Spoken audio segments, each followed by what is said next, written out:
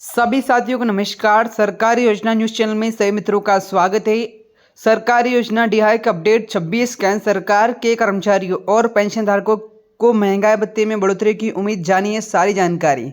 जी हां साथियों, breaking news. कर्मचारियों पेंशनधारकों को महंगाई भत्ते में बढ़ोतरी, पीएम मोदी की लेटेस्ट अपडेट जानकारी हम इस प्रकार चैनल के माध्यम से विजिट करेंगे। सरकारी योजना न्यूज़ चैनल के माध्यम से जितने भी एम्प्लॉयज़ कर्मचारी जुड़े हैं, इस प्रकार चैनल के माध्यम से विजिट कर रहे हैं पूरी जानकारी को, तो पूरी अपडेट को ज़रूर देखें और चैनल को सब्सक्राइब नहीं किया है चैनल को सब्सक्राइब करें।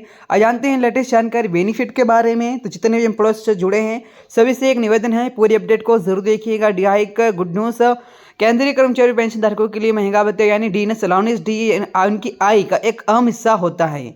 बढ़ती महंगाई के दौर में यह भत्ता आर्थिक राहत देने का काम करता है। केंद्र सरकार आमतौर पर साल में 2 बार जनवरी और जुलाई में डीए की दरों की समीक्षा करती है। वर्ष 26 की में भी कर्मचारियों को अगली बढ़ोतरी का इंतजार है, लेकिन इसी भी तरह की जानकारी पर भरोसा करने से पहले अधिकारिक घोषणा का इंतजार करना जरूरी है। साथियों, आप देख रहे हैं लेटेस्ट जानकारी बेनिफिट के बारे में, जो कि महत्वपूर्ण अपडेट है। महंगा भत्ता क्या है और कैसे तय होता है। महंगा भत्ता मूल वेतन का एक निश्चित प्रतिशत होता है जो महंगाई प्रभाव को कम करने के लिए दिया जाता है। इसकी गणना श्रम मंत्रालय के अंतर्गत आने वाले लेबर ब्यूरो द्वारा जारी ऑर्डिनेट कंज्यूमर प्राइस इंडेक्स के आंकड़ों के आधार पर तय की जाती है। पिछले 12 महीनों के औसतन इंडेक्स का ध्यान रखते हुए यह खबर जो कि नई दर की तय की जाती है। इसके बाद ही वित्त मंत्रालय प्रस्ताव तैयार करता है और कैबिनेट की मंजूरी मिलने पर आधिकारिक अधिसूचना जारी होती है। यह पूरी प्रक्रिया नियमों के अनुसार और पारदर्शी तरीके से की जाती है और इसका महत्व कई बार डीए की घोषणा देरी होती है, तो लेकिन इसे पूर्व निर्धारित तिथि के लागू किया जाता है। ऐसी स्थिति में कर्मचारियों को बकाया राशि एरियर के रूप में एक साथ मिलती है। एरियर की रकम कर्मचारी के मूल वेतन और बढ़ी हुई दर पर निर्भर करती है। हालांकि इस राशि पर आयकर लागू हो सकता है, इसलिए इसे सोच समझकर खर्च या निवेश करना बेहतर होता है।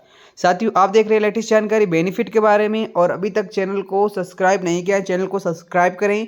पेंशन धारकों के लिए डीएनएस रिलीफ, पेंशन भोगी को डीएनएस रिलीफ दिया जाता है जो डीए के समान अनुपात में बढ़ाया जाता है।